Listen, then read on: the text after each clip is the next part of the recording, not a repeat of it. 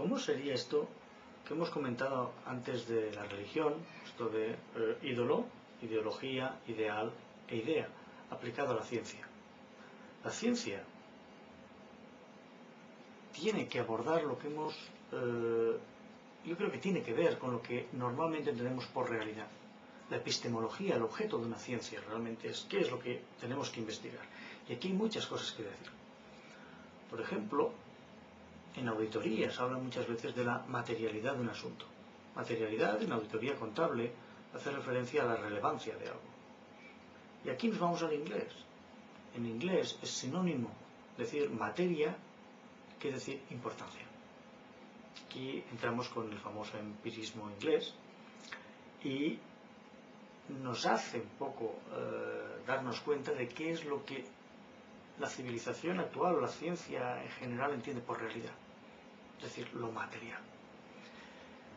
En inglés tú dices no matter, quiere decir no importa, también no materia, es lo mismo. Bien. ¿Qué es lo que entiende un científico por realidad? ¿Qué es lo que está investigando? ¿Vivimos un mundo de objetos materiales? Estas son las preguntas que debemos hacernos. Otra de las preguntas que me vienen enseguida a la cabeza es ¿qué es realidad y qué es verdad? Realidad viene del latín. Res es cosa. Luego, si el mundo de las cosas es el mundo de lo que la ciencia debe hablar, tenemos un paradigma, una creencia. El problema es cuando nos damos cuenta que hoy en día en el mundo virtual que vivimos, Internet, nos preguntamos qué es las páginas web, etcétera, etcétera, porque son mundos virtuales, son cosas pero que no existen en ningún sitio, no ocupan espacio tridimensional en el sentido de Euclides,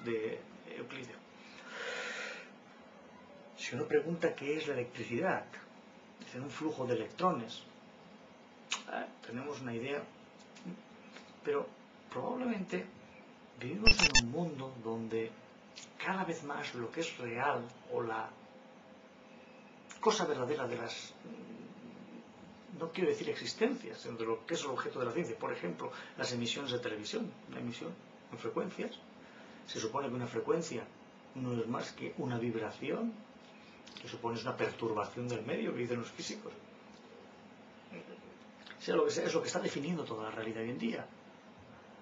Cuando uno era joven, en el catecismo, les decían a uno que Dios estaba en todas partes, que Dios era ubicuo, que estaba en cualquier sitio. Y decía, si Dios está también debajo de la cama, y te decían, sí, sí, claro que también. Claro, esto era más bien una especie de mito, hasta que de pronto uno se topa con la emisión de televisión o de radio.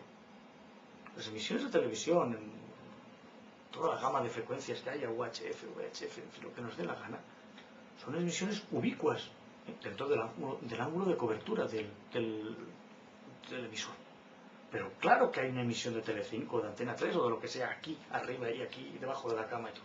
Luego sí existe la ubicuidad.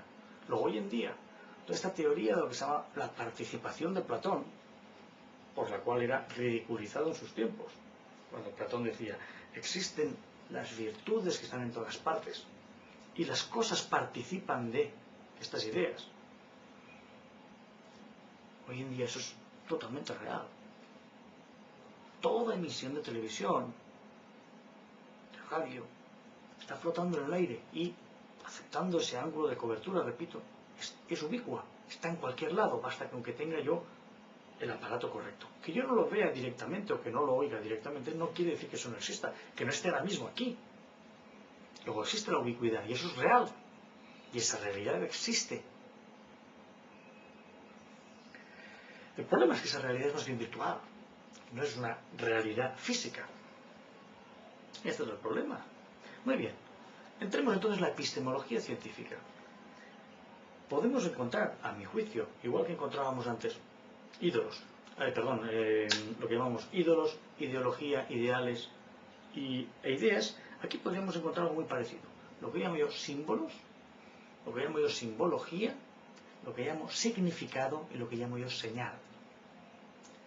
Un científico burrito, no muy pues probablemente se hará seguidor de ciertos símbolos metodológicos, la estadística, cierto método experimental, diseño, etcétera, etcétera, etcétera.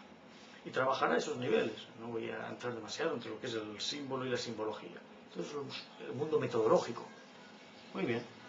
Dentro de este mundo metodológico en el cual uno se ve metido cuando uno se mete a la universidad, o que es donde se supone que se investiga, puede que haya alguien, un verdadero científico, que realmente vaya más allá de la simbología y de los símbolos. Que uno entienda que el nominalismo que existe de haber puesto nombre a las cosas es algo totalmente humano, que no lleva a las cosas mucho más lejos. Cuando uno va más lejos de esta ideología, de esta especie de conjunto de métodos de investigación, cosa ya difícil hoy en día en la ciencia, quizá entre en un terreno que son los significados. El terreno de los significados es el verdadero terreno, si se quiere, un científico estándar.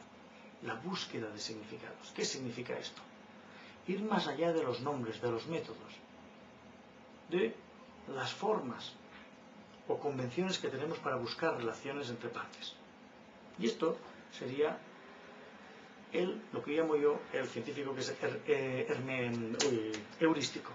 Es la diferencia entre un científico hermenéutico, que es la mayoría de los científicos de hoy en día, que buscan modelizar la realidad, probablemente de modo matemático, frente a un heurístico que intenta descubrir, ir más allá de los modelos, o entender que esos modelos son meros mapas, meras representaciones, si se quiere, útiles como mucho, pero que no son la realidad. La representación de la realidad no es la realidad, si es que existe esa realidad. El darse cuenta, el ir